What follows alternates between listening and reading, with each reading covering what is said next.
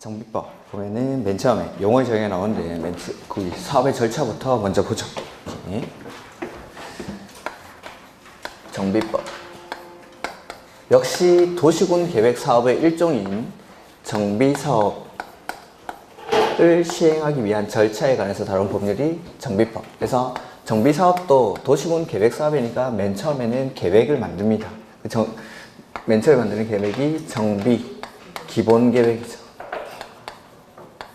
이렇게 정비 기본 계획을 수립하고 나서 그 다음에 정비 계획을 입안을 하죠. 그 다음에 구역을 지정하고 구역이 지정되고 나면 시행자를 지정합니다.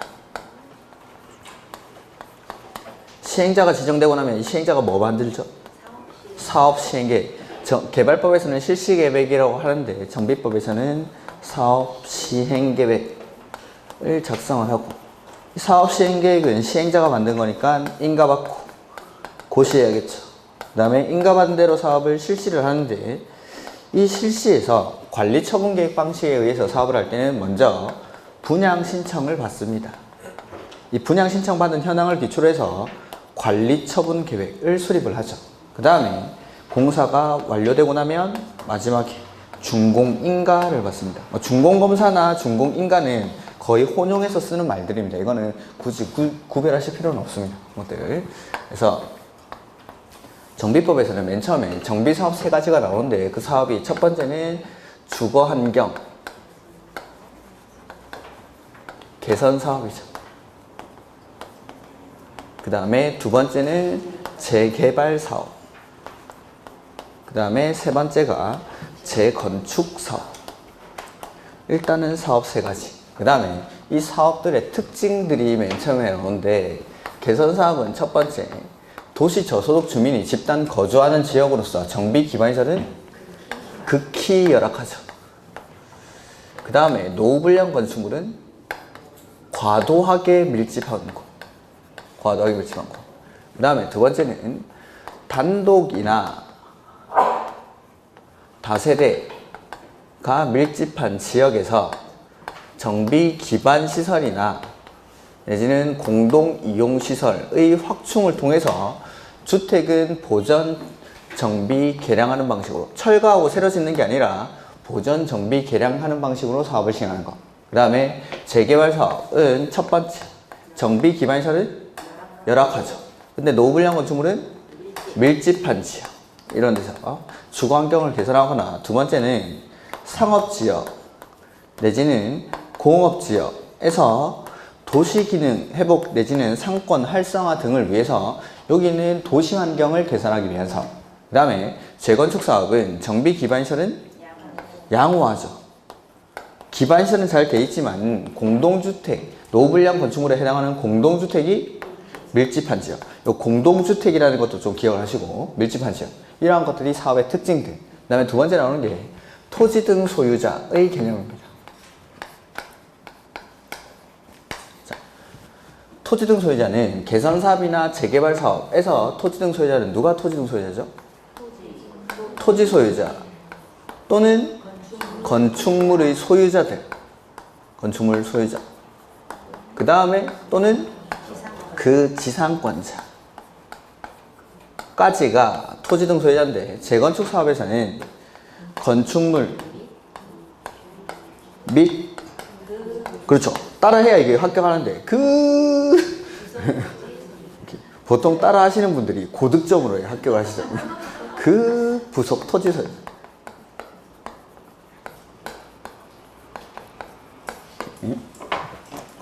그래서 개선사업이나 재개발 사업에서는 토지 또는 건축물 또는 지상권자. 그래서 토지만 가지고 있어도 되고 건물만 가지고 있어도 되고 지상권자까지도 토지 등 소유자에 해당하는데, 재건축 사업에서는 건축물이랑 그 부속 토지까지 함께 가지고 있어야 토지 등 소유자에 해당하죠. 이런 것들이 뭐 사업의 특징이랑 토지 등 소유자의 개념, 그 다음에 시행 방식이랑 시행자도 나오는데, 그런 것들은 문제가 저 뒤에 있으니까 그때 같이 보도록 하겠습니다. 그 다음에 나머지 용어의 정의해 보면은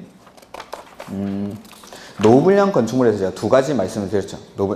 368페이지. 그래서 40년이 있었고 20년 이상 30년 이하 이런 게 있었죠. 그래서 40년은 368페이지 저 밑에 쪽에 C에 해당 건축물을 준공기를 기준으로 40년까지 사용하기 위해서 보수 보강에 드는 비용이 철거 후 새로운 건축물을 건설하는 데 드는 비용보다 클 것으로 예상되는 건축물.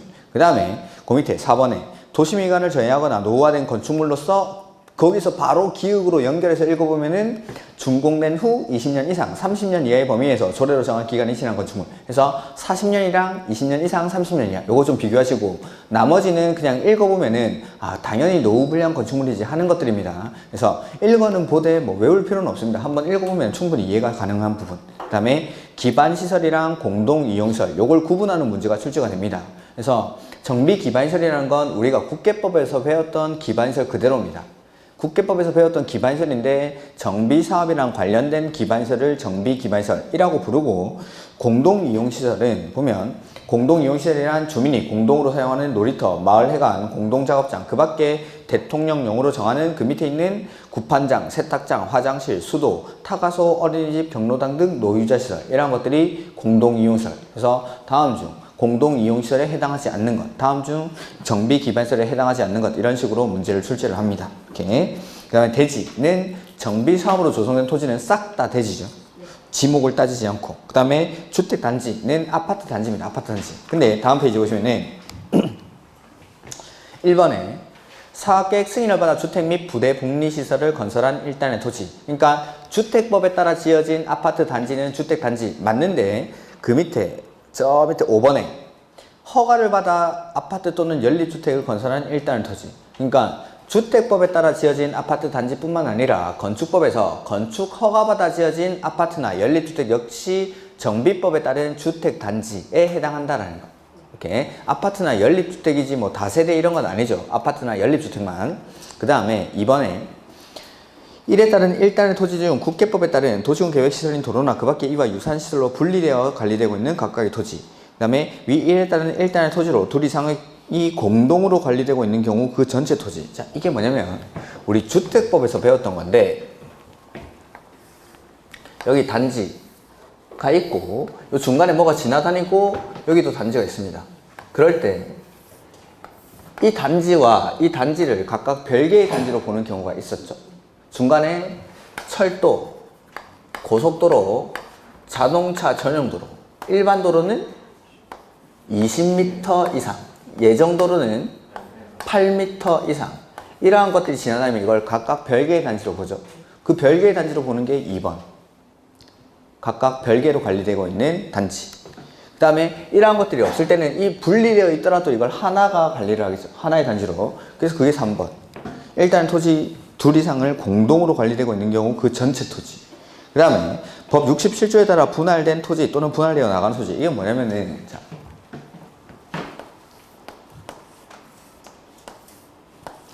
백일동, 백이동, 백삼동, 백사동 이렇게 아파트 동이 4개가 있다고 해보죠. 여기서 재건축 사업을 합니다. 재건축 사업할 때는 재건축 사업 시 조합 설립할 때 동의 요건이 뭐죠? 그거는 재개발사업. 431은 재개발사업. 그 다음에 재건축 사업은 단지 안에서는 각 동 구분 소유자 과반수, 전체 소유자 4분의 3이랑 면적 4분의 3. 해서 자, 백일동 전체가 재건축 사업에 동의를 합니다. 백이동도 전체가 동의하고 백삼동도 전체에 동의를 하는데 백사동은 요만큼만 동의를 합니다. 자, 전체 4분의 3이랑 면적 4분의 3은 동의했습니까? 네. 104동까지 있는데 4분의 3이 동의를 했죠. 근데 각동 과반수 이것 때문에 동의가 안 되죠. 그러면 이 사람들 때문에 단지 전체를 방치할 수 없으니까 이거 잘라내버립니다. 이렇게 토지를 분할할 수가 있습니다. 그때 보면은 분할된 토지 또는 분할되어 나가는 토지, 분할된 토지, 분할되어 나가는 토지 둘 다 주택단지다라는 겁니다. 이렇게 분할할 때는 건축법 분할제한 규정에 불구하고도 분할을 할 수 있습니다. 주거지역 60, 상업공업 150, 녹지 200, 기타 60에 미만이 되더라도 이럴 때 조합 설립을 위한 동의 요건을 충족하기 위한 분할일 때는 분할할 수가 있다라는 거. 그래서 분할된 토지, 분할되어 나가는 토지 둘 다 주택단지에 해당한다라는 거. 그다음에 사업 시행자 주공. 주공은 한국토지주택공사랑 지방공기업법에 따라서 설립된 지방공사 이런 것들을 두 가지를 묶어서 토지주택공사 등이라고 부르죠. 그 다음에 정관 등 요거는 자치법규죠. 토지 등 소유자가 만들면 규약, 조합이 만들면 정관, 공공이 만들면 시행 규정 이렇게 구분하는 것들. 자, 문제 보죠. 156페이지. 1번 문제. 틀린 것인데 개선사업은 저소득 주민이 집단 거주하는 지역으로서 정비 기반시설은 극히 열악하고 노후불량 건축물은 과도하게 밀집한 지역에서 주거환경을 개선하거나 두 번째는 단독이나 다세대가 밀집한 지역에서 정비 기반시설과 공동이용시설 확충을 통해서 주택은 철거하고 새로 짓는 게 아니라 보전, 정비, 개량하는 방식으로 시행하는 사업. 2번 재건축 사업은 정비 기반시설은 양호하죠. 근데 노후불량 건축물에 해당하는 공동주택이 밀집한 지역. 그 공동주택도 꼭 좀 기억하시고. 그 다음에 재건축 사업에서 토지 등 소유자란 정비구역에 있는 토지 또는 틀렸죠. 재건축 사업에서 토지 등 소유자는 건축물 및 그 부속 토지 소유자. 재개발 사업이란 기반시설은 열악하죠. 노후불량 건축물은 밀집한 지역에서 주거환경을 개선하거나 상업지역이나 공업지역 등에서 도시기능 회복 및 상권 활성화 등을 위해서 도시환경을 개선하기 위한 사업. 요게 재개발 사업. 그 다음에 토지주택공사 등 이란 한국토지주택공사랑 지방공사 두 가지를 묶어서 토지주택공사 등이라고 부르죠. 저는 주공등이라고 하는 거. 그 다음에 옳은 거. 정비구역이란 정비사업을 계획적으로 시행하기 위해서 국계법 규정에 따라 지정고시된 구역이 아니라 정비법에 따라 지정이 되죠. 정비법에 따라. 재개발 사업이란 양호는 재건축 사업이죠. 그 다음에 도로, 상하수도, 공원, 공용주차장, 공동구, 그 밖에 주민의 생활에 필요한 열, 가스 등의 공급시설로서 대통령령으로 정하는 시설은 공동이용시설이 아니라 정비기반시설입니다. 도로, 상하수도, 공원 이런 것들 기반시설이죠.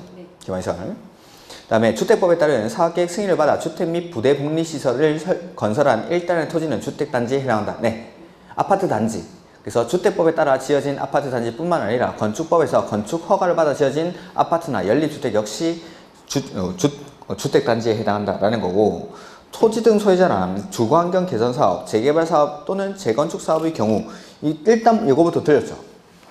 개선 사업이랑 재개발 사업에서는 토지 등 소유자의 개념이 같지만 재건축 사업은 다르죠. 그래서 뒤에 보면은 토지 또는 건축물 소유자 또는 지상권자, 이거는 개선 사업이랑 재개발 사업에서만 토지 등 소유자에 해당하죠. 오케이. 그 다음에 3번 틀린 것.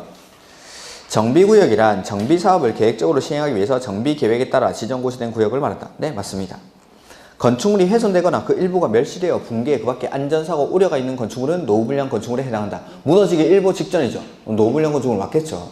개선사업이란 저소득층 주민이 집단 거주하는 지역으로서 정비기반시설은 극히 열악하고 노후불량 건축물은 과도하게 밀집한 지역에서 주거환경을 개선하거나 단독이나 다세대가 밀집한 지역에서 기반시설과 공동이용시설 확충을 통해서 주거환경을 보전, 정비, 개량하기 위한 사업 맞고, 개선사업이랑 재개발사업에서 토지 등 소유자는 정비구역에 위치한 토지 또는 건축물 소유자 또는 지상권자 맞죠?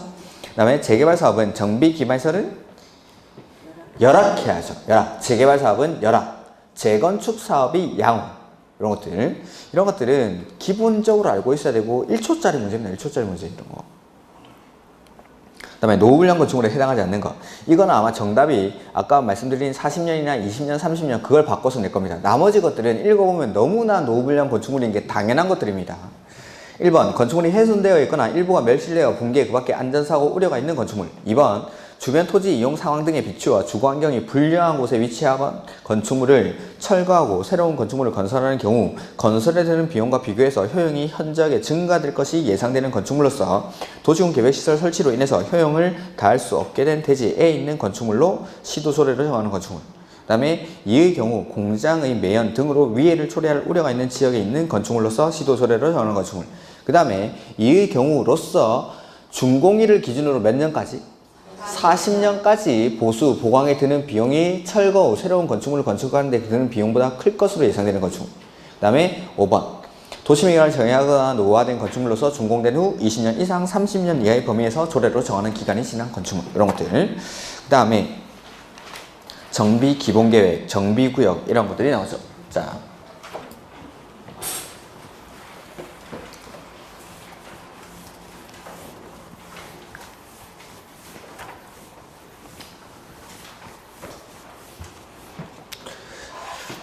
정비 사업을 할 때는 이렇게 이 절차대로 진행을 하는데 맨 처음에 정비 기본 계획을 수립을 하고 그 다음에 좀 길게 정비 기본 계획을 수립하고 그 다음에 정비 계획을 입안하죠. 그 다음에 정비 구역을 지정을 해서 사업을 하게 됩니다. 맨 처음에 정비 기본 계획은 누가 수립하죠? 특별시, 광역시, 시에서 수립합니다. 특별시, 광역시, 시에서 이렇게 몇 년 단위로 수립합니까? 10년 단위로. 재검토는 5년마다.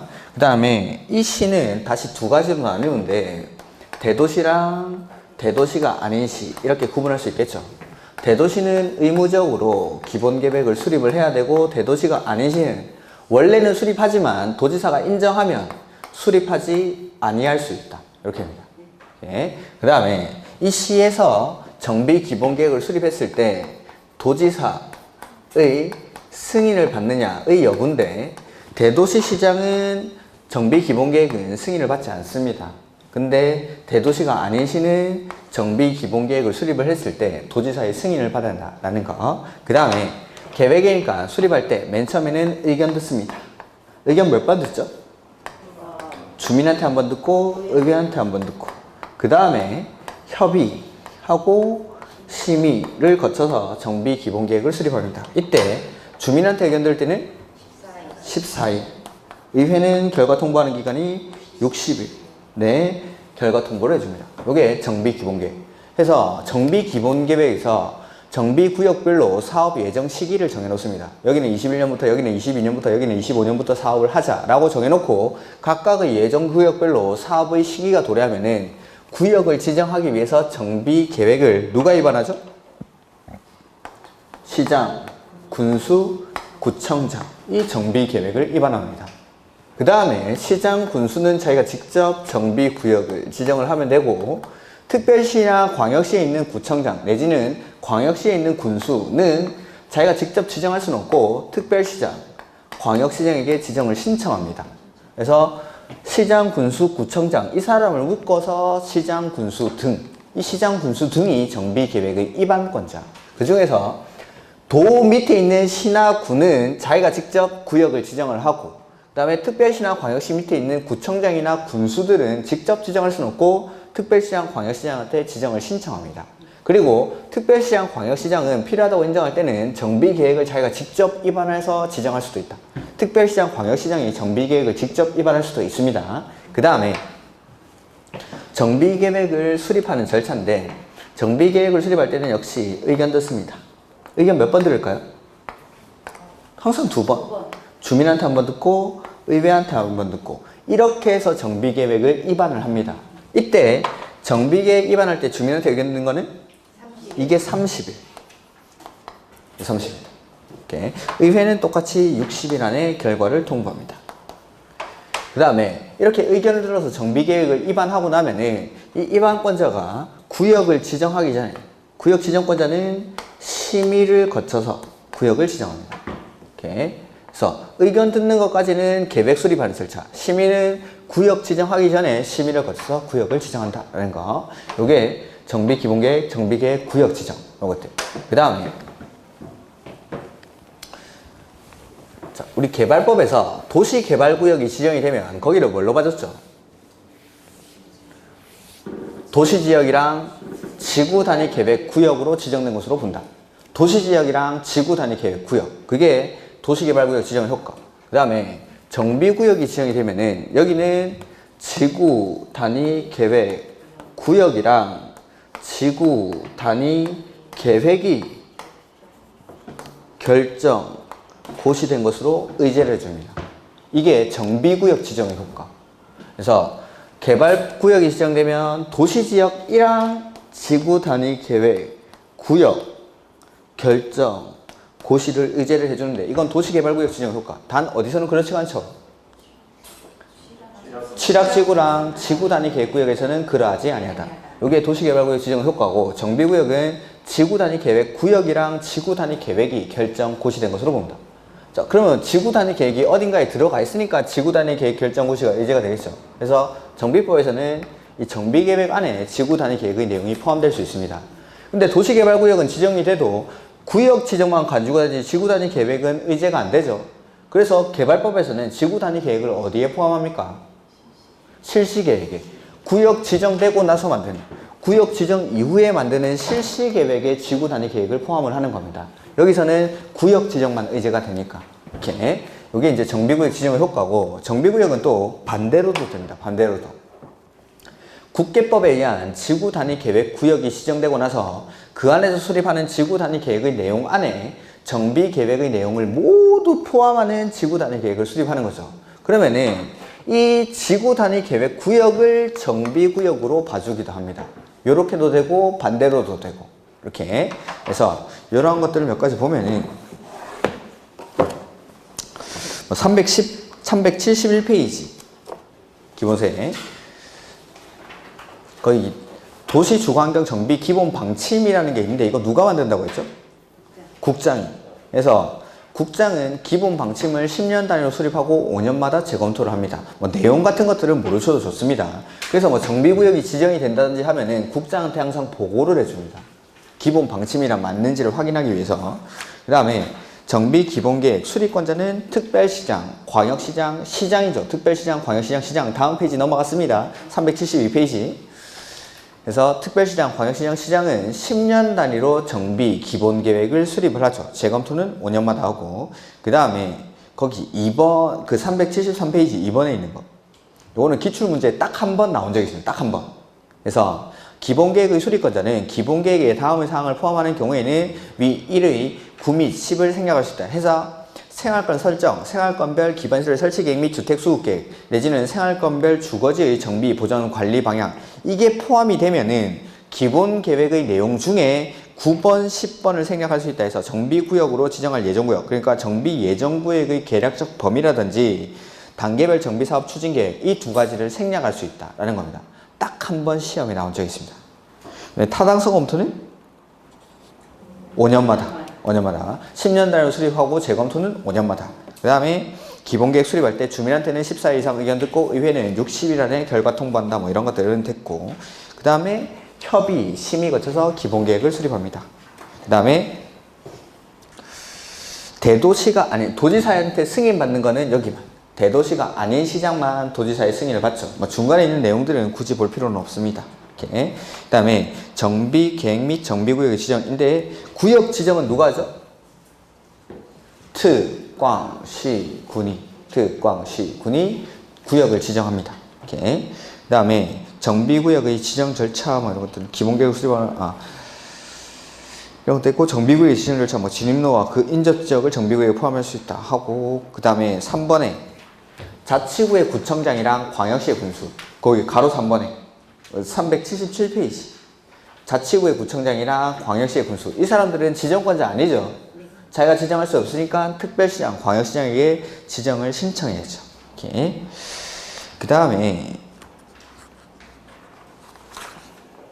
정비계획의 내용 뭐 이런 것들은 됐고, 정비구역의 지정 절차, 정비계획의 입안 제한 이런 것들은 참고로 보셔도 좋습니다. 그 다음에 381페이지 맨 밑에 정비계획 입안을 위한 주민의 의견 청취. 정비계획 입안할 때 주민한테 의견 듣는 건 며칠? 30일. 주민한테 의견 듣는 건 대부분이 14일인데 정비법에서 30일짜리가 3번 나온다고 했습니다. 일단 요거 첫 번째.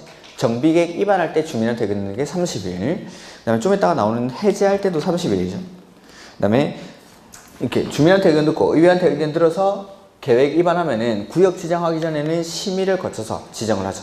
심의를 거쳐서. 그 다음에 지정하고 나서는 고시하고 보고하고 일반에게 열람시켜요. 고시 보고 열람, 고시 보고 열람, 고시 보고 열람 이렇게 했던 겁니다. 고시하고 보고하고 일반에게 열람시켜준다. 그 다음에 4번 정비구역 지정고시의 효과. 정비구역이 지정이 되면 거기를 뭘로 봐주죠?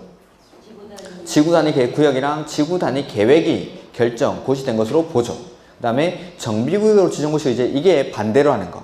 그래서 국계법에서 지구단위계획 구역을 지정하고 그 구역에서 수립하는 지구단위계획의 내용 안에 정비계획의 내용을 모두 포함을 하면은 그 지구단위계획구역을 정비구역으로 봐줍니다. 이렇게. 그 다음에 지구단위계획구역이 지정이 되면은 완화되는 규정들, 그걸 정비구역에서도 그대로 준용을 해줍니다. 그 다음에 뭐 2번 이런 것들은 됐고, 임대주택 이런 거는 혹시 모르긴 하지만 일단은 보지 않겠습니다. 그 다음에 386페이지.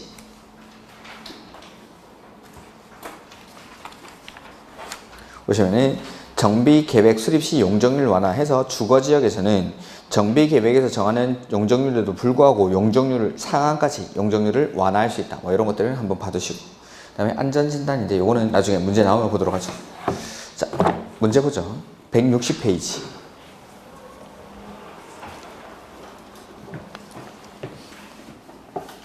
기본계획 작성에 관한 설명으로 옳은 것. 서울특별시를 비롯한 모든 시에서는 정비기본계획을 수립해야 한다. 자, 서울특별시, 광역시, 시까지 모든 시가 수립하여야 하는 건 아니죠. 대도시가 아닌 시는 수립하지 않을 수 있는 경우도 있습니다. 그렇게 좋은 신문은 저는 아니라고 생각해요. 이런 것들은. 2번, 기본계획은 일반 국민에게 구속력이 없는 계획으로 볼 수 있다. 네, 그렇습니다. 기본, 종합 이런 것들 들어가면은 포함이 안 돼, 그 구성력이 없다라고 생각하시면 됩니다. 기본이라든지 뭐 종합 이런 것들. 그 다음에 3번, 특별시장, 광역시장 중간에 있는 두 개 빼고 시장은, 그렇죠? 특별시, 광역시, 시에서 수립하는 거죠. 특별시, 광역시, 시에서 몇 년 단위로 수립하죠? 10년 단위로 수립하고 재검토는 5년마다. 틀렸죠.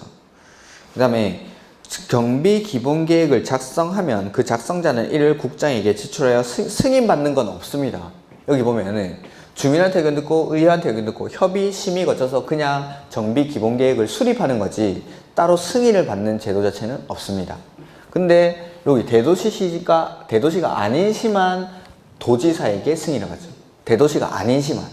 이렇게. 여기서 승인을 받는다 하더라도 국장한테 승인 받는 것도 없습니다. 이렇게. 그 다음에 기본계획은 몇 년 단위로 수립하죠? 10년. 그래서 10년 단위로 수립하고 5년마다 재검토. 그 다음에 기본계획의 수립권자와 정비구역의 지정권자가 바르게 연결된 것. 기본계획 수립권자는 특별시, 광역시, 특별자치시, 특별자치도시 이렇게. 그 다음에 구역 지정권자는 특별시장, 광역시장, 시장, 군수. 이렇게. 그래서 3번이 정답이에요. 3번. 특별자치시, 특별자치도 빼고 읽으면은 제가 말씀드린 대로. 그 다음에 3번에 옳은 것.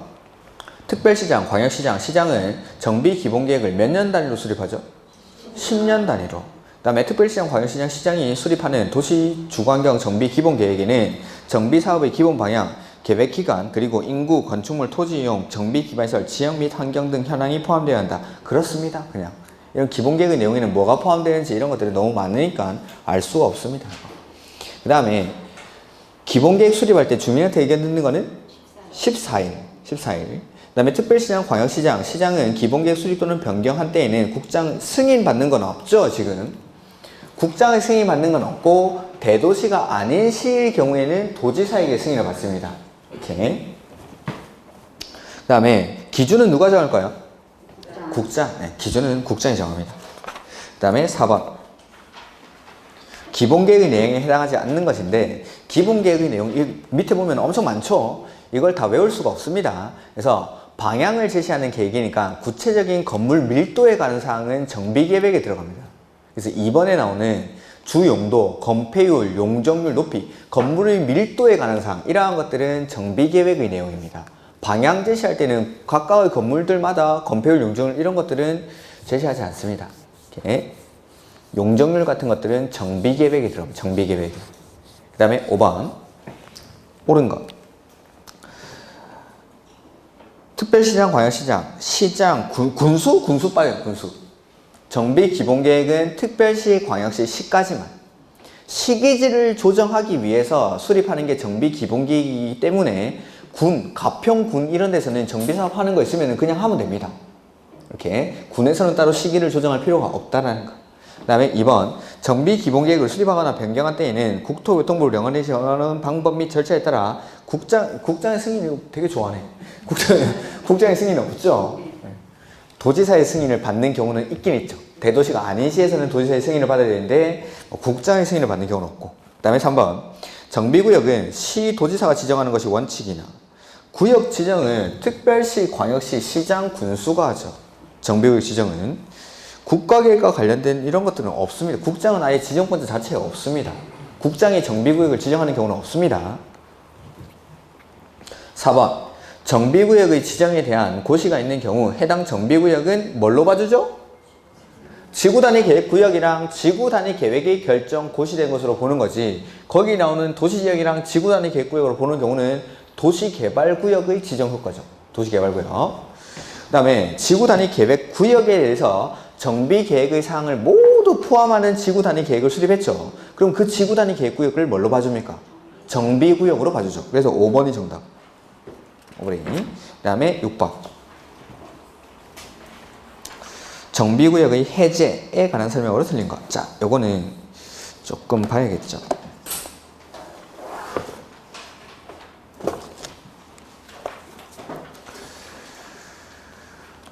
(391페이지)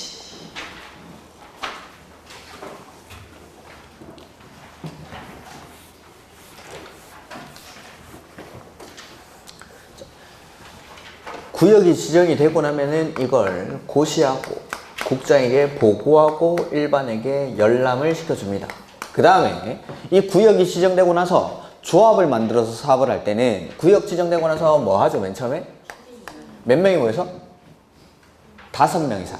개발법은 7명, 경익법은 5명, 이렇게 5명 이상의 추진위원회 모여서 추진위원회를 구성을 하죠.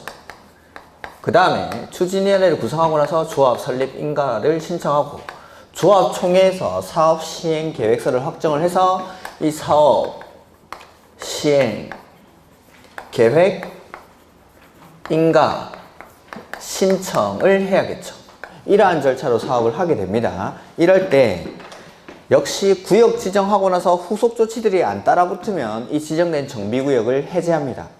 해제하여야 하는 사유는 몇 년 이런 것도 나옵니다. 해제하여야 하는 거. 추진위원회에 들어가면 몇 년이었죠? 2년 해서 추진위원회를 중심으로 해서 구역 지정되고 나서 추진위원회 승인 신청까지 2년, 그 다음에 추진위원회 만들어지고 나서 조합 설립 인가 신청까지 2년, 나머지는 3년 해서 추진위원회를 구성하지 않고 바로 조합을 만드는 경우가 있습니다. 공공지원에 의해서, 즉 시장 군수가 정비사업을 지원하는 경우에는 추진위원회를 구성하지 않고 바로 조합을 만드는데, 그때 구역 지정하고 나서 조합 설립 인가 신청까지는 3년, 추진위원회 안 들어가면 3년, 그 다음에 조합 만들어지고 나서 사업 시행계획 인가 신청까지는 역시 3년, 그 다음에 정비 예정구역을 해제하는 사유가 있는데, 정비 기본계획에서 정한 구역 예정일로부터 3년 내에 정비구역이 지정되지 아니하면 역시 그때는 정비 예정구역을 해제하는 것, 이런 것들. 그 다음에 자, 토지 등 소유자가 할 수 있는 사업이 있죠. 재개발 사업. 정비법에서는 사업이 3가지, 개선사업, 재개발사업, 재건축사업 중에 토지 등 소유자가 할 수 있는 사업은 재개발 사업만. 토지 등 소유자가 얼마 미만일 때? 20인 미만일 때. 애는 조합을 만들지 않고 바로 토지 등 소유자가 사업을 할 수 있죠. 그때는 추진위원회 조합을 만들지 않으니까 구역 지정하고 나서 바로 사업 시행 계획 인가를 신청하겠죠. 이거는 5년 안에 안 하면 지정을 해제하여야 한답니다. 하여야 한다. 그리고 여기서는 2년, 3년, 5년이 되는 날 다음 날에 자동으로 해제가 됩니까? 아닙니다. 우리 도시개발구역에서는 구역 지정하고 나서 실시계획은 3년, 개발계획은 2년. 다시 한번 해볼까요? 저기 목차 가서. 자, 구역 지정하고 나서 실시계획 인가 신청을 해야겠죠? 요거는 3년. 그 다음에 공사 끝나고 나서 공사 완료 공고일의 다음 날에도 해제가 되죠. 이럴 때는 3년이 되는 날이 다음 날, 공사 완료 공고일의 다음 날, 환지 방식으로 할 때는 환지 처분 공고일의 다음 날. 근데 거꾸로 할 때, 미국 공일 때는 거꾸로 하죠. 공이 뭐죠? 공은? 개발 계획을 공모할 때, 미개발 지역은 자연 녹지, 생산 녹지, 도시 외의 지역, 주상공의 면적이 30% 이하인 지역. 그 다음에 국이 국가균형발전. 이런 데서는 구역을 지정하고 나서 개발계획 수립하죠. 요거는 2년. 그래서 실시계획 3년, 개발계획 2년이라고 했던 거. 그 다음에 개발계획 수립하고 나서 이제 실시계획 인가 신청회가 있죠. 요것도 3년. 그래서 그냥 실시계획 나오면 3년, 개발계획 나오면 2년. 이럴 때는 3년, 2년이 되는 날이 다음 날에 구역 지정이 해제된 것으로 본답니다. 간주를 합니다. 간주를. 좀 더 하면 역시 거꾸로 할 때 면적이 330만 제곱미터 이상일 때는 2년, 3년이 얼마로 바뀌죠? 5년, 5년으로 바뀌죠. 330만 제곱미터 이상일 때. 이럴 때는 이 기간 안에 안 하면 다음 날에 해제된 것으로 보는데 여기서는 해제된 것으로 보는 게 아니라 해제를 위한 절차를 거쳐야 됩니다. 그래서 2년, 3년, 5년 안에 안 하면은 해제를 해야 되는데 하여야 한다는 맞는데 그때 해제할 때는 요렇게 합니다. 요렇게.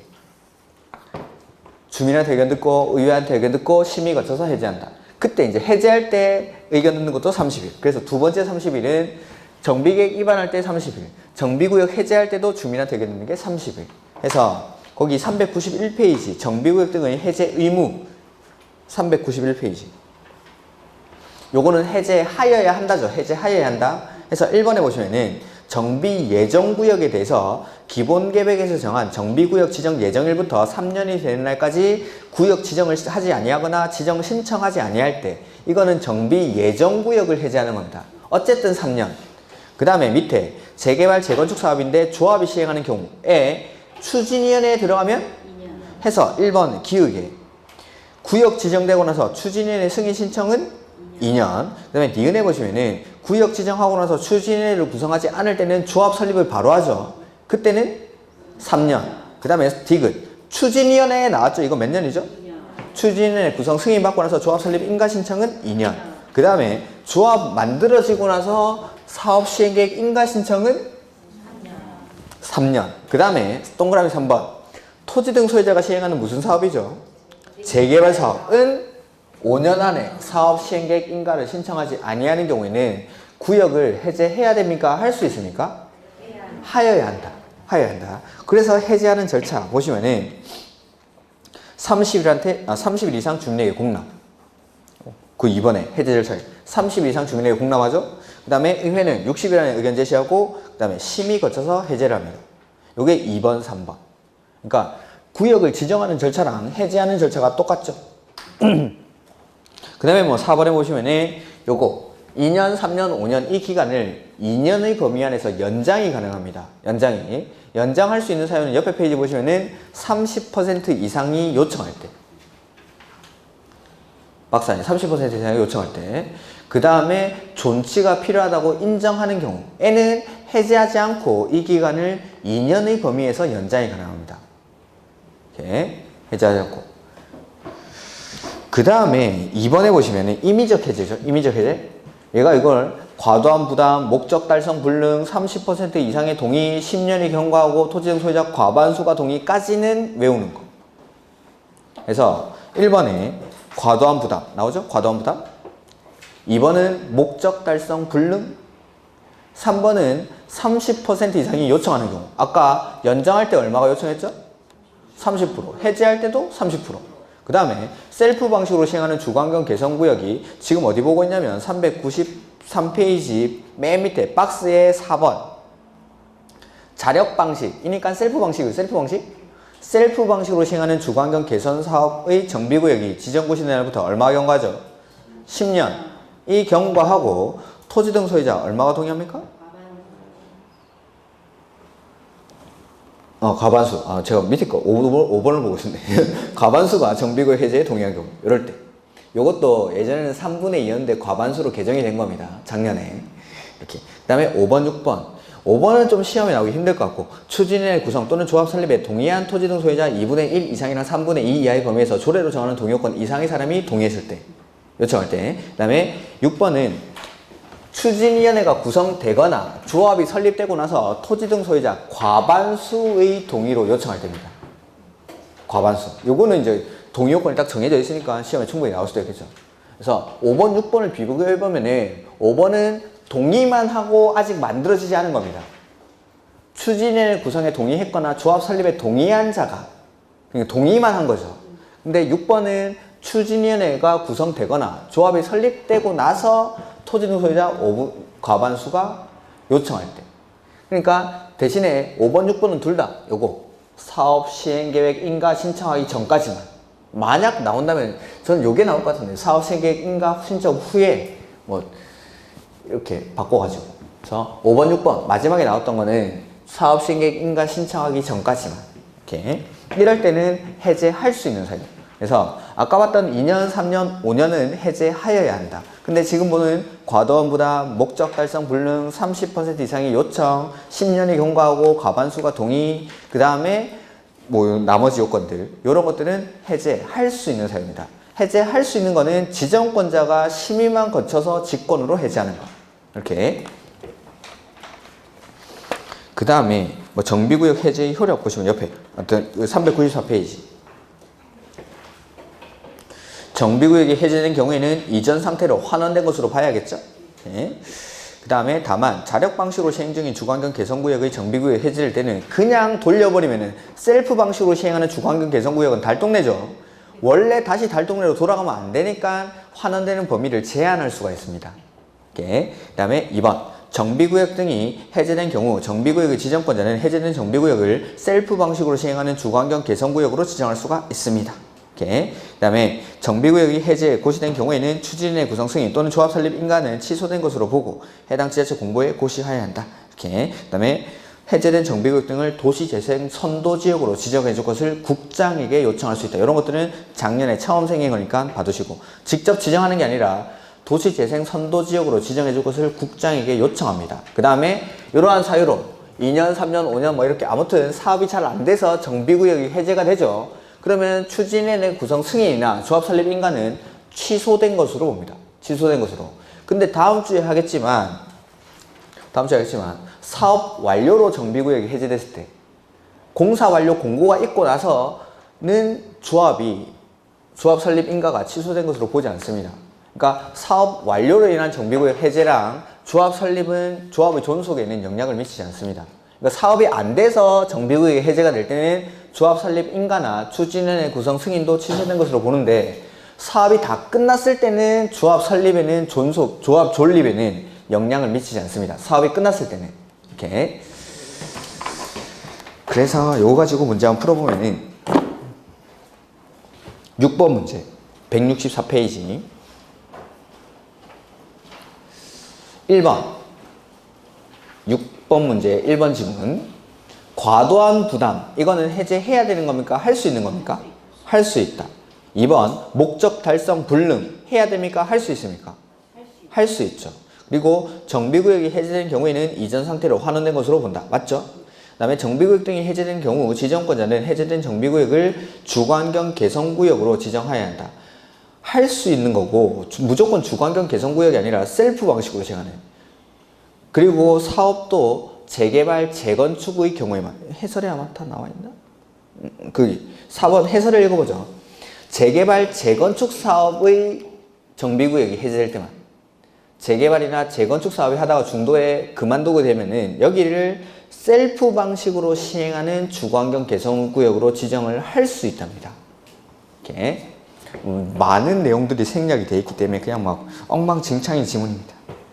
5번 정비구역 등이 해제되고 고시된 경우 추진위원회 구성 승인 또는 조합 설립 인가는 취소된 것으로 보고 이걸 고시를 해야 되죠.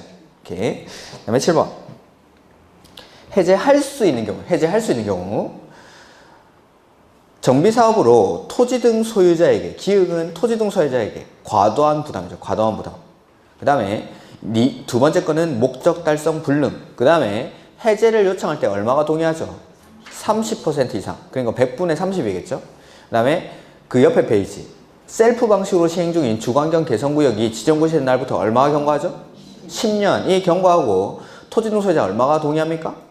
과반수가 동의할 때 이런 것들 이 해제할 수 있는 경우 지금 여기 문제는 지금 해제해야 되는 문제는 안 나오는데 그것도 시험에 많이 2년, 3년, 5년 이것도 시험에는 많이 출제가 됩니다. 이렇게. 그 다음에 사업의 시행 문제가 왜 이렇게 없지? 해제하여야 하는 경우가 그 뒤에 또 나오니까 문제를 그냥 한번 쭉 풀어보죠. 자, 1번. 토지 등 소유자의 범위에 해당하지 않는 자. 토지 등 소유자는 아까 했죠. 개선사업이나 재개발 사업에서는 토지 소유자 또는 건축물 소유자 또는 지상권자. 근데 재건축 사업은 건축물 및 그 부속 토지 소유자. 이런 문제가 나오면 대부분은 재건축이 정답이 되는 경우가 많습니다. 그래서 재개발 사업은 정비구역 안에 있는 토지 소유자 맞죠? 그 다음에 재개발 사업에서 건축물 소유자도 맞고, 개선 사업에서 지상권자도 맞고, 개선 사업에서 건축물 소유자도 맞는데 재건축 사업에서는 지상권자는 안 되죠. 지상권자는 안 되고, 토지 소유자는 안 되죠. 건물 소유자는 안 되고, 건축물 및 그 부속 토지 소유자이어야 합니다. 그 다음에 정비사업에 관한 설명으로 틀린 것. 정비사업에는 정비구역이 아닌 구역에서 시행하는 재개발 사업이 포함되면, 자, 정비구역이 아닌 구역이 포함되는 것은 재건축 사업에서만 그렇습니다. 재개발 사업은 정비구역에서만 가능합니다. 그리고 정비구역의 지정권자는 특광시군. 여기 정비구역의 지정권자는 특광시군이. 이렇게 한숨이 나옵니까? 배우는 것도 즐거운데 때때로 익히면 즐거울 겁니다. 너무 스트레스 받지 마시고 때때로 익히는 거예요. 기쁨을 느끼십시오. 그 다음에 2번. 정비사업이란 이 법에서 정한 절차에 따라 도시기능 회복하기 위해서 정비구역에서 정비기반시설을 정비하거나 주택 등 건축물을 개량 또는 건설하는 사업을 말한다. 네, 그냥 그렇습니다. 그 다음에 2번. 재개발 사업은 정비기반시설은 열악하고 노후불량 건축물은 밀집한 지역에서 주거환경을 개선하거나 상업지역이나 공업지역에서 상권 활성화 및 도시기능 회복을 위해서 도시환경을 정비하기 위한 사업. 그 다음에 4번. 도시 미관의 저해 노후화된 건축물로서 대통령령으로 정하는 바에 따라 시도 조례로 정하는 건축물로 준공된 후 20년 이상 30년 이하의 기간에서 조례로 정한 기간이 지난 건축물은 노후불량 건축물. 그 다음에 정비법에서 대지라는 건 그냥 정비사업으로 조성된 토지를 무조건 대지라고 하죠. 지목을 따집니까 안 따집니까? 지목을 불문하고. 이렇게. 그 다음에 모두 충족하는 정비사업. 정비기반시설은 양호하나? 이제 정답 나왔죠? 재건축. 그 다음에 환지 방식과 관리 처분 방식이 모두 가능한 사업이다. 조합이 시행하거나, 자, 환지 방식이랑 관리 처분이 모두 가능하고 조합이 할 수 있는 사업이 재개발 사업. 환지 방식으로 못하는 사업이 뭐죠? 재건축 사업. 그래서 환지 방식이랑 관리 처분이 다 가능하고 조합이 할 수 있는 사업은 재개발 사업만. 이렇게. 그리고 토지 등 소유자가 시행할 수 있는 사업은 재개발 사업만. 그렇게 하면은 정답은 재개발 사업. 그 다음에 5번. 요게 이제 요거 해제하여야 하는 경우죠. 해제하여야 하는 경우. 자, 정비 예정구역. 이거는 몇 년이죠? 3년. 추진위원회 안 들어가면 무조건 3년. 그 다음에 두 번째, 니은에 토지 등 소유자가 정비구역 지정 고시된 날부터 추진위원회는 2년. 그래서 니은은 2년. 그 다음에 다음. 토지 등 소유자가 정비구역으로 지정 고시된 날부터 조합 설립 인가 추진위원회 없죠? 3년. 그 다음에 추진위원회 나왔으니까 2년. 그 다음에 마지막 것도 추진위원회가 없으니까 3년. 근데 토지 등 소유자가 시행하는 재개발 사업은 5년. 그래서 3년, 2년, 3년, 2년, 3년, 5년.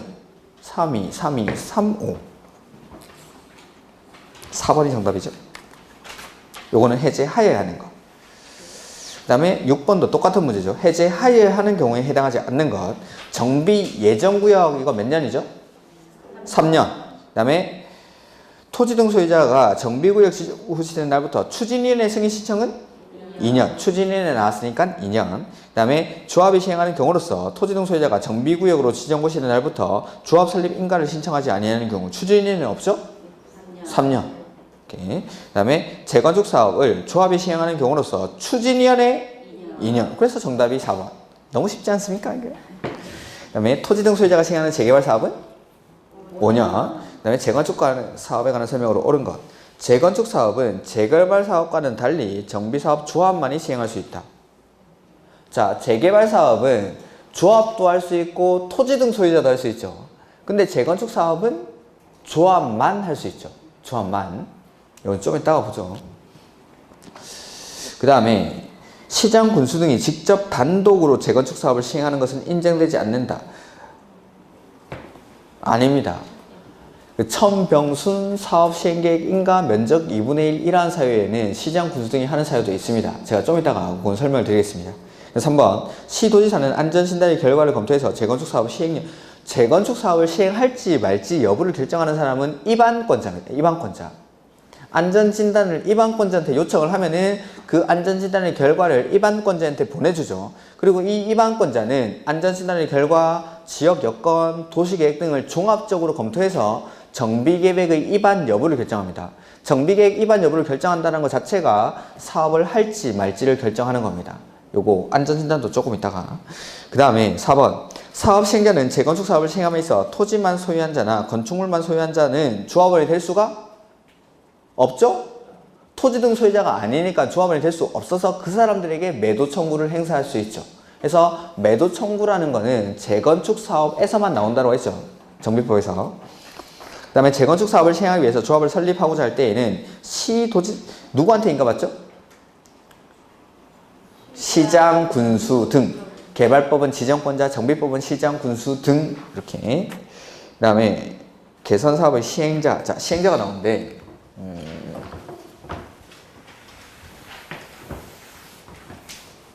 우리 아까 용어의 정의에서 사업의 특징이랑 토지 등 소유자의 개념까지 했죠. 그 다음에 이 사업들마다 사업의 시행 방식이 조금 다르죠. 그래서 첫 번째, 개선 사업은 총 4가지 사업 시행 방식이 있죠.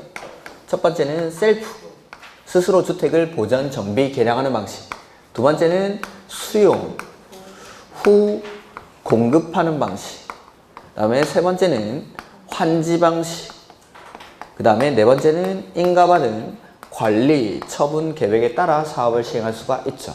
그 다음에 재개발 사업의 경우에는 첫 번째 환지 방식이랑 두 번째는 인가받은 관리, 처분 계획에 따라 사업을 시행할 수 있고, 세 번째 재건축 사업의 경우에는 뭐에 따라서? 인가받은 관리, 처분 계획에 따라서 사업을 시행하죠. 그래서 환지로 할 수 없는 사업은 재건축 사업. 그 다음에 재개발이나 재건축에서는 재개발이나 주거환경 개선 사업에서는 환지가 들어가 있고, 그 다음에 이 주거환경 개선 사업의 경우에서는 요 4가지 방식을 혼용하는 방식으로 사업을 할 수가 있습니까? 네. 4가지 사업뿐만 아니라 혼용하는 방식으로도 사업을 할 수 있다. 우리 문제집에는, 기본서에는 사업의 시행 방식은 여기 399페이지 이하에 나오죠.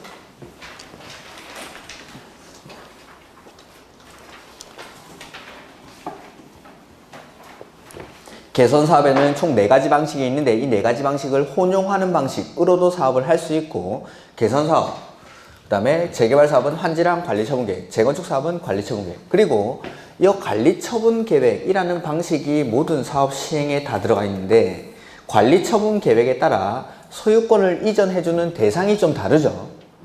주거환경 개선 사업에서는 관리처분 계획에 따라서 뭐를 공급해주죠? 주택 및 부대복리시설인데 그냥 주택. 재개발 사업에서는 건축물. 그 다음에 재건축 사업에서는 주택 주고 뭐까지 줄 수 있죠? 오피스텔까지. 이 오피스텔은 용도지역은 어디에서? 준주거지역이나 상업지역과 같이 1인 가구가 많이 사는 역세권에서 면적은 30%까지만, 연면적 30%까지만 오피스텔을 지어서 공급할 수가 있죠. 이게 시행의 방식, 사업 시행 방식. 그 다음에 시행자가 나오는데, 개선 사업에서는 셀프 방식으로 할 때의 시행자가 있고, 수용, 환지, 관리 처분 계획 방식으로 할 때 시행자. 그 다음에 재개발 사업에서도 2명이 나오고, 그 다음에 재건축 사업에서는 1명만. 자, 개선 사업은 공공이 주도로 하는 사업입니까? 민간이 주도로 하는 사업입니까? 공공. 그래서 원칙적인 시행자가 시장, 군수 등. 그 다음에 재개발이나 재건축은 민간이 주도로 하는 사업이죠. 그래서 원칙적인 시행자가 조합. 이렇게 크게는 이렇게 구분하죠. 그래서 공공이 주도로 하는 주거환경 개선 사업은 시장, 군수가 원칙적인 시행자가 되고, 민간이 하는 재개발이나 재건축은 조합이 하는데 재개발은 또 누가 할 수 있죠? 토지 등 소유자. 그래서 아까 재건축 사업은 재개발 사업과 달리 조합만 사업을 할 수 있다. 막 옳은 질문이죠. 재개발 사업은 토지 등 소유자가 얼마 미만일 때? 20인 미만일 때는 토지 등 소유자가 직접 사업을 할 수가 있으니까. 이렇게. 요게 그래서 재건축 사업은 조합만 사업을 할 수 있다. 옳은 질문. 이렇게. 요게 원칙적인 시행자. 그리고 누구랑 같이 하는지는 모르셔도 좋습니다. 그거는 크게 중요하지 않으니까. 다만 조합이나 토지 등 소유자가 시장 군수, 주공, 건설업자, 등록사업자, 신탁업자, 한국검정원이랑 사업을 같이 하려고 합니다. 그 같이 하려고 할 때는 조합원이나 토지 등 소유자가 얼마의 동의를 받아야 되죠? 과반동의. 공동시행자 정할 때 동의요건은 싹 다 과반동의. 여기서 과반동의. 누구랑 같이 하는지는 모르셔도 좋은데 동의를 과반수 이상의 동의를 받아서 공동으로 하는 사람을 정해야 됩니다. 동의요건이. 그 다음에 셀프 방식으로 할 때 시장 구조가 시행하는 게 원칙인데 여기서 주공 등을 지정할 수가 있습니다. 그때도 동의요건은 과반동의. 과반동의. 그 다음에 나머지는 뭐 모르셔도 좋습니다. 이렇게. 그 다음에 봐야 되는 게 400페이지에 400페이지 맨 밑에 가로 3번에 여기 수용, 환지, 관리 처분 계획 방식으로 주거환경 개선 사업을 시행하려고 합니다. 이때는 토지 등 소유자의 동의를 받아야 되는데 그 동의 요건이 토지 등 소유자 얼마? 3분의 2 이상이랑 누구? 세입자 얼마죠? 과반수 이상의 동의를 받아서 사업을 시행합니다. 토지 등 소유자 3분의 1이랑 세입자 과반수. 주거환경 개선 사업으로 시행할 때. 주거환경 개선 사업으로. 근데 이 세입자의 동의를 생략하는 경우가 있었죠. 세입자가 많을 때, 작을 때. 작을 때. 2분의 1 이하일 때. 그 다음에 이 사람들 갈 데 없어서 싸우는 거니까 주변에 임대주택이 충분할 때는 세입자의 동의를 생략할 수 있죠. 그 다음에 여기 셀프, 환지, 관리 처분 계획 방식으로 할 때는 세입자의 동의를 생략할 수가 있습니다. 이렇게. 여기에 세입자의 동의를 생략하는 경우. 그 다음에 천재지변으로 정비사업을 시행하는 경우에는 세입자의 동의뿐만 아니라 이 토지 등 소유자의 동의도 받지 않고 사업을 할 수가 있습니다. 천재지변에 의해서 사업을 할 때. 이렇게. 그게 401페이지 가로 4번에 나오죠. 천재지변 그 밖에 불가피한 사유로 정비사업을 긴급하게 시행할 경우에는 토지 등 소유자 및 세입자의 동의 없이 사업을 할 수 있다. 다만 그 뒤에 알려줘야 된다. 통보는 해줘야 된다라는 거. 그 다음에 뭐 재개발은 조합이 하고 토지 등 소유자가 할 수 있고 재건축은 토지 등 소유자가 할 수 있고. 그 다음에 402페이지 재개발, 재건축 사업의 공공시행자라는 게 나오죠. 재개발 사업이나 재건축 사업은 원칙 누가 하는 거죠? 조합이 내지는 토지 등 소유자, 민간이 하는 게 원칙인데 거기 402페이지에 공공시행자, 요거는 재개발, 재건축 사업을 예외적으로 민간이 할 수 있다는 거예요. 민간이. 그걸 제가 천, 병, 순, 그 다음에 세 가지는 사업, 시행, 계획, 인가, 그리고 면적 2분의 1 요렇게 했다고 합니다.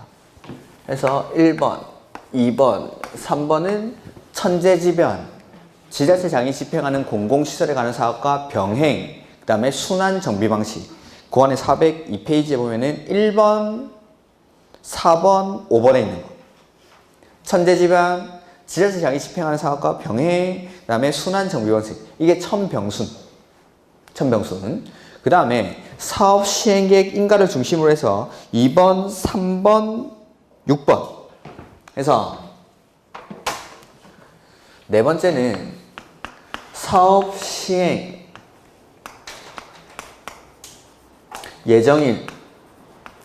예정일부터 2년 내에 사업 시행계획 인가 신청이 없는 경우. 그 다음에 추진위원회 승인받고 나서 3년 안에 조합 설립 인가를 신청하지 않거나 조합 설립 인가 받고 나서 3년 안에 사업 시행계획 인가를 신청하지 않는 경우. 요거는 이제 3년. 그 다음에 사업 시행계획 인가가 취소된 경우. 이렇게. 그 다음에 면적 2분의 1이 거기 7번, 8번에 나오겠죠. 7번, 8번. 그래서 국공유지 면적 내지는 국공유지와 주공이 소유한 면적이 2분의 1 이상이고 소유자 2분의 1 이상이 동의했을 때. 소유자 과반수가 동의했을 때. 죄송합니다. 그래서 공공이 소유한 면적이 2분의 1 이상이고 소유자 과반수가 동의했을 때. 그 다음에 8번. 소유자 2분의 1 이상이랑, 면적 2분의 1 이상이랑 소유자 3분의 2 이상이 동의했을 때. 요청할 때. 요게 7번, 8번이 면적 2분의 1 두 가지.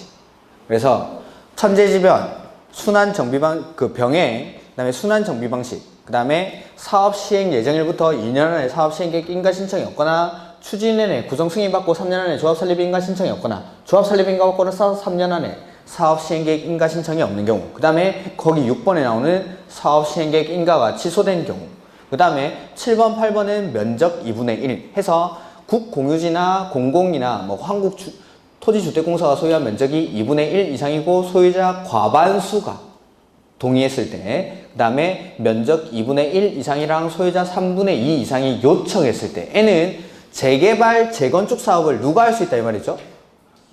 공공이, 시장 군수나 주공이 직접 하거나 지정개발자를 사업 시행자로 지정해서 사업을 할 수 있다라는 거. 이렇게 재개발, 재건축은 원래 민간이 해야 되는데 공공이 할 수 있는 사유가 이러한 사유들. 그 다음에 지정개발자 이런 건 안 보셔도 좋습니다. 그래서 시행자 몇 개 보면은 172페이지의 8번 문제.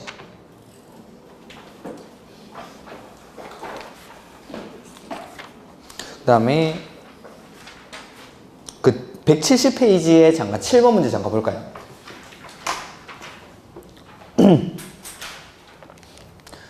그래서 7번 문제 1번. 재건축 사업은 재개발 사업과 달리 조합만 시행할 수 있다. 그렇죠. 재건축 사업은 조합만 시행할 수 있다. 이게 틀리지. 조합만 시행할 수 있다. 이거는 조합만 시행하는 건 아니고 뒤에 있는 시장, 군수, 주공 등 이런 사람들이랑 공동으로 시행할 수 있다. 이런 것들이시죠. 그리고 이러한 경우도 있고. 조합만 시행하는 건 아니죠. 근데 어쨌든 좀 다르긴 다르죠. 재개발 사업은 조합이나 토지등 소유자가 할 수 있는데 재건축 사업은 원칙적인 시행자는 조합만. 근데 공동 시행자가 있기 때문에 이걸 틀린 지문으로 해놓은 것 같습니다. 오케이. 그 다음에 아까 위쪽에 있었는데 하나 아무튼 자 8번 문제 보면은 옳은 것. 주거환경 개선 사업은 토지등 소유자가 시장 군수 등의 인가를 받아 사업을 시행한다. 주거환경 개선 사업은 원칙 누가 하죠? 시장 군수 등이 하네요. 시장 군수 등이.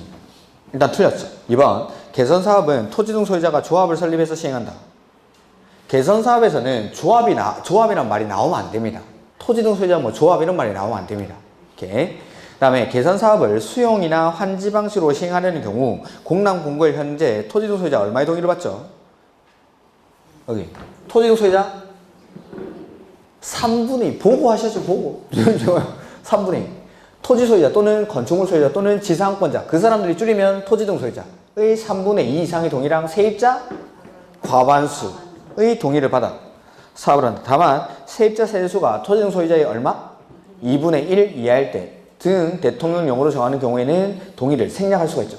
세입자의 동의를 생략하는 경우죠. 그 다음에 4번 3에서 대통령령이 정하는 일정한 사유 중에는 셀프 방식이랑 수용 방식에 의한 사업 시행이 포함된 경우도 있다. 아니죠. 셀프랑 환지 관리 처분 계획일 때 세입자의 동의를 생략할 수 있습니다. 그러니까 수용 방식일 때는 세입자의 동의를 생략할 수 없죠.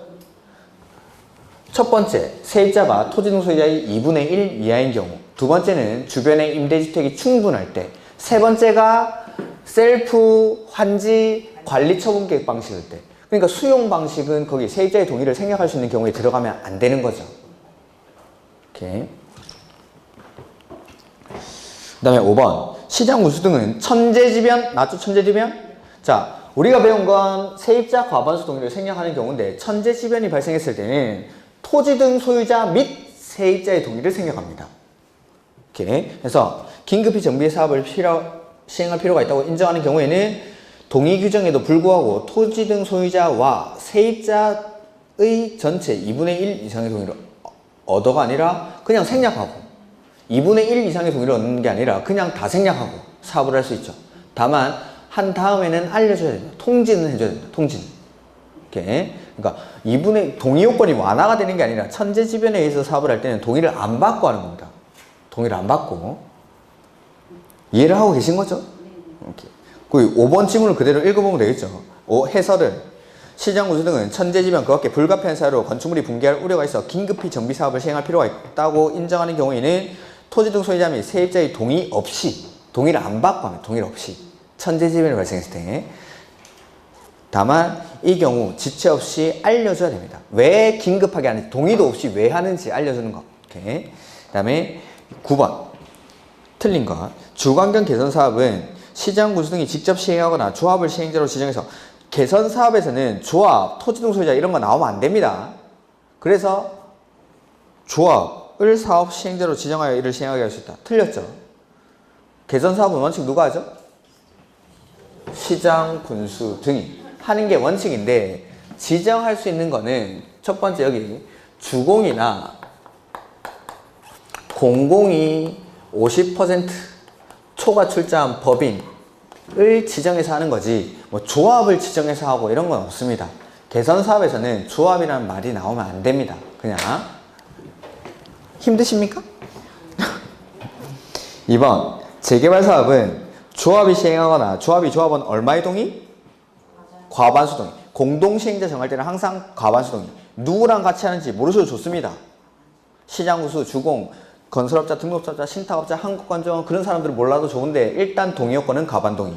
그 다음에 재건축 사업은 조합이 시행하거나 조합원 얼마의 동의? 과반수 동의받아서 시장구수, 주공, 건설업자, 등록사업자까지만. 그 다음에 재개발 사업은 토지 등 소유자가 얼마 미만일 때? 20인 미만인 경우에는 토지 등 소유자가 시행하거나 토지 등 소유자의 얼마 이상의 동의? 과반수 동의. 과반수 동의. 그래서 같이 하는 사람 정할 때는 과반수 동의. 그 다음에 재건축 사업이 천재지변, 사용 제한, 사용 금지 그 밖에 불가피한 사유로 긴급하게 정비 사업을 시행할 필요가 있다고 인정하는 때에는 시장 군수 등이 직접 시행하거나 주공을 사업 시행자로 지정해서 정비 사업을 시행하고 있습니다. 이거 천, 병, 순 중에 천. 요거 때문에 지금 막 침울해 계신 겁니까? 어려운 건 충분히 이해를 하는데 자 재개발이나 재건축은 원칙 누가 하죠? 조합이 하는 게 원칙이죠. 다만 재개발 사업만 토지 등 소유자가 할 수 있습니다. 근데 재개발이나 재건축에서 누구랑 같이 하는지를 모르셔도 좋습니다. 대신에 공동시행자를 정할 때 동의 요건은 싹 다? 과반 동의. 요까지만 하면은 문제 다 맞출 수 있습니다. 뒤에 누구랑 같이 하는지 그거 절대 틀리게 내지 않습니다. 그건. 그 다음에 재개발이나 재건축은 민간이 해야 되는데 이러한 사유가 있을 때는 공공이 할 수 있다는 거죠. 우리가 아까 개발법에서도 전부 환지 방식으로 할 때 예외적으로 지자체가 하는 경우 그 다음에 시행자를 변경하는 사유 그런 것들이랑 좀 비슷한 겁니다. 이것도. 그러니까 재개발이나 재건축은 원래 민간이 해야 되는데 이러한 사유가 있을 때만 할 수 있다는 거. 그래서 우리 아까 기본서에 보면은 1번, 5번, 6번에 있었습니까? 천재지변, 그 다음에 지자체 자기 집행하는 공공시설에 관한 사업과 병행, 그 다음에 요거는 순환 정비 방식으로 사업을 할 때 이럴 때는 지자체 증인이나 주공이 사업을 시행할 수 있고 뭐 지정개발자로 하여금 사업을 하게 할 수 있다. 이렇게. 그 다음에 요거 사업 시행 계획 인가 이걸 중심으로 해가지고 정비계획에서 정한 사업 시행 예정일로부터 2년 안에 사업 시행계획 인가 신청이 없는 경우 근데 여기서 재건축 사업은 제외합니다. 재건축 사업은 제외한다. 그 다음에 추진위원회가 만들어지고 나서 조합 설립 인가 신청을 3년 안에 하지 않거나 조합 설립 인가 받고 나서 3년 안에 사업 시행계획 인가 신청이 없을 때 이럴 때도 공공이 그냥 사업을 해버릴 수가 있습니다. 사업이 지금 진행이 안 되고 있으니까.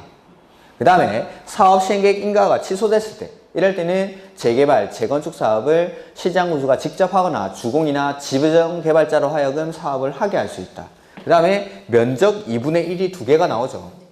국공유지나 국가나 주공이 소유한 면적이 전체 정비구역의 면적 2분의 1 이상이고 그 다음에 토지 등 소유자 과반수가 지자체 등의 사업 시행에 동의를 했을 때 그 다음에 두 번째 면적 2분의 1은 면적의 2분의 1이랑 소유자 3분의 2 이상이 요청을 한 경우에 지자체 등 니네가 사업해달라고 요청했을 때, 이럴 때는 예외적으로 지자체 등이 재개발, 재건축을 할 수가 있다라는 겁니다.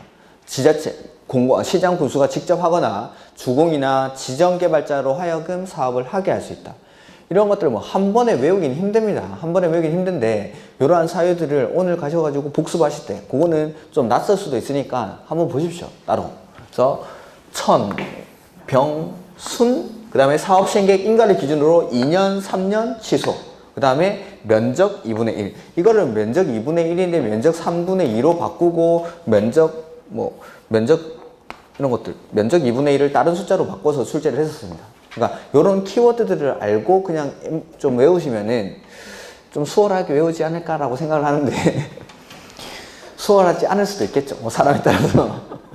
근데 이런 것들은 문제 많이 풀어보면서 뭐 계속 확인할 수밖에 없습니다. 아까 개발법에서 시행자 변경 사유랑 마찬가지로 한 번에 외우기는 힘듭니다. 한 번 보고 외우면 그건 뭐 천재지. 수업을 들을 필요가 없죠. 이렇게. 그래서 재개발, 재건축을 지자체가 할 수 있는 경우도 있다는, 시장 군수나 주공, 지정개발자, 공공이 하는 경우도 있다 정도까지. 그 경우가 뭔데 하면은 저겁니다.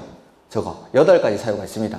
천, 병, 순, 사업시행계획 인가, 면적 2분의 1. 그래서 사업시행계획 인가는 3가지로, 사업시행 예정일부터 2년 안에 사업시행계획 인가 신청이 없거나, 추진위원회 구성되고 3년 안에 조합설립 인가 신청이 없거나, 조합설립 인가 받고 나서 3년 안에 사업시행계획 인가 신청이 없는 경우, 그 다음에 사업시행계획 인가가 취소된 경우, 그 다음에 공공이 소유한 면적이 2분의 1 이상이고 토지 등 소유자 과반수가 동의했을 때, 그 다음에 면적 2분의 1이랑 소유자 3분의 2 이상이 요청하는 경우에는 시장 군수가 직접 하거나 주공이나 지정개발자로 하여금 재개발, 재건축 사업을 하게 할 수 있다는 거.